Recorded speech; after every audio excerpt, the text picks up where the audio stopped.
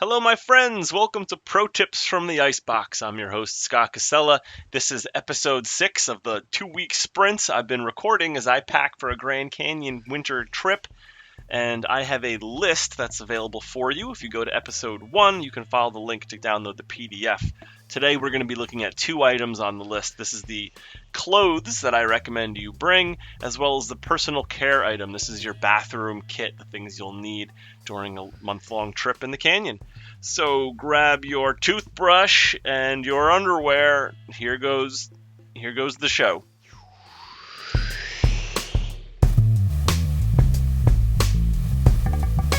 Grand Canyon, Colorado River.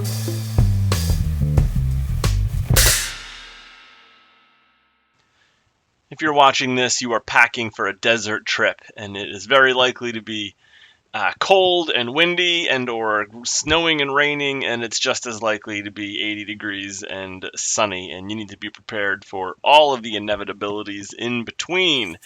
So let's take a look at the list in the clothes item, and I'll show you what I'm bringing. That's my fleece pants. I wear those when I sleep. 2 pair of long underwear. One's a pretty thick Patagonia, the other one's a mid-weight REI pair of long underwear. Coming back to the table, I have 4 pairs of underwear. 2 are synthetic that I'll wear underneath my long underwear on river days or hiking, and I've got 2 cotton pairs to keep it casual while I'm lounging around the camper sleeping. Wool pants right there are some of the most important things that I bring for the winter trip. You're wearing the long underwear underneath the wool pants, and that is a recipe for cozy at camp.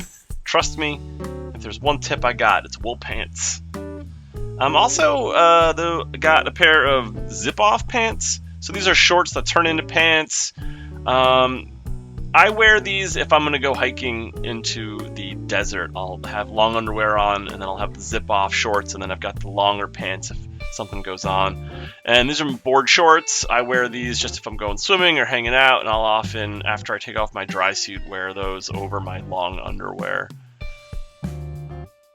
After some debate on the Facebook group, a guy there named Brad Snow quoted someone named Nesmuk, and he says, "We're not out here to rough it.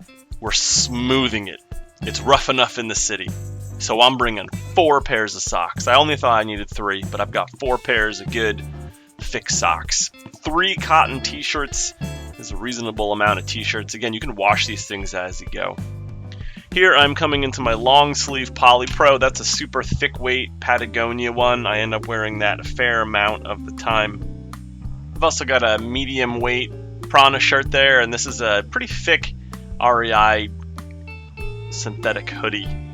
This next thing, I should retire this. It's full of holes, but I love this. This is some kind of fleece lined plaid shirt, and I live in that thing. I'm wearing that and the fleece pants pretty much all the time at camp, and that alone keeps me cozy most days.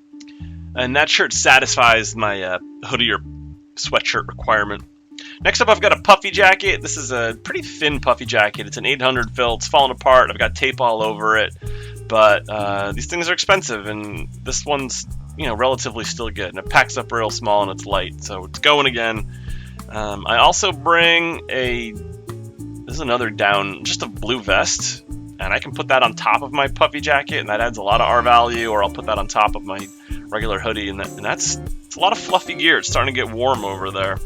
Here I have a Mountain Hardwear rain jacket that I can wear as a rain jacket intended. I can also wear it with my dry pants to make a splash outfit out of it, and also it works great as a windbreaker.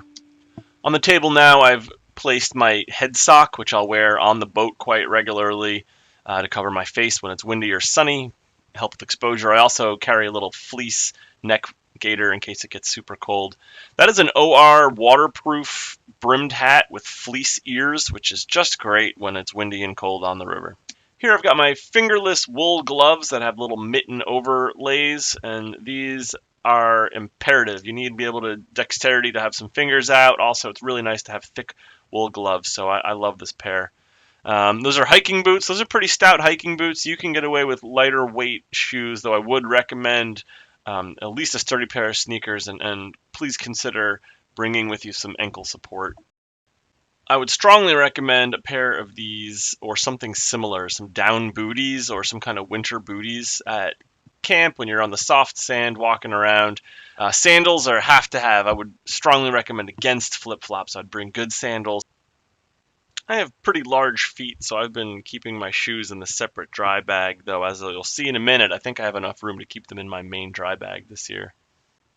Pertaining to packing your personal clothes into your dry bag, again, you're going to be using a big contractor bag. Put a dryer sheet inside your contractor bag and another dryer sheet in the dry bag outside of the contractor bag. When you're done packing, roll it up and stick it off to the side, and then you can put things like your shoes and your jacket outside of the contractor bag.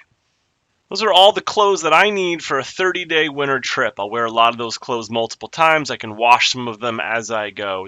It's plenty of clothes if you think about it. All right, now we're going to switch gears and we're going to take a look at my Dob kit under the personal care section. So annually, I empty out my Dob kit and just take everything out of there, and I'm going to go down the list and make sure I just have what I need and everything's fresh and that I don't have all this stuff that I've accumulated. Number one is a towel. It's a little bigger than a washcloth, but not a full-size towel. So I do know people who've brought a full-size towel as well, and I'll say that's a fine option, depending on what you want to carry around up and down the hill every day. I bring a small mirror with me. I bring a razor and shaving cream. You can see in this old bottle of Dr. Bronner's from last year, I did not use that much, and that's several hair washings, a couple laundry days that I'm using this for, and a little bit goes a long way in the ship's bucket. So I'm this year just bringing the smaller fresh bottle, and I know that that's plenty for me. Toothbrush, toothpaste, and dental floss.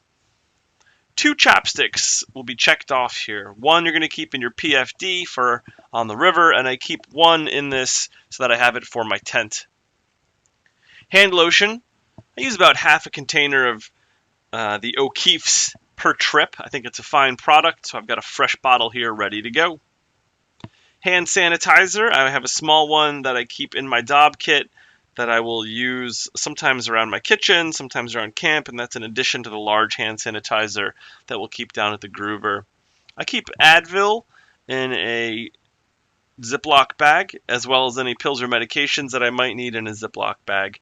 I have a stash of Alka-Seltzer that I keep in my bathroom kit. Make sure you bring your tweezers, your nail clippers, and I've got small scissors down there as well. Pepto-Bismol, again, in case you have some stomach trouble. Crazy glue, if your skin cracks from all the conditions down there, crazy glue is nice. I also carry a bottle of the NextCare 3M contact lenses, cases, and solution if you need that. Your glasses, bring a case and a wipe for them. Sunglasses, make sure you have a strap for them. Deodorant, hair ties, hairbrush. Moleskin, I carry that all the time. I don't typically get blisters, but I'm carrying it so that I don't need it. And I also bring an additional cache of those nice 3M waterproof Band-Aids. And all that goes into my Dob kit, and it's actually a lot smaller than how I started, and it's everything that I need that I have found. And that concludes this episode. Stay tuned tomorrow as I do my final food shopping for fresh veg. I'm going to do the final food sorting and begin the pack-up procedure. Thanks for watching. We'll catch you tomorrow.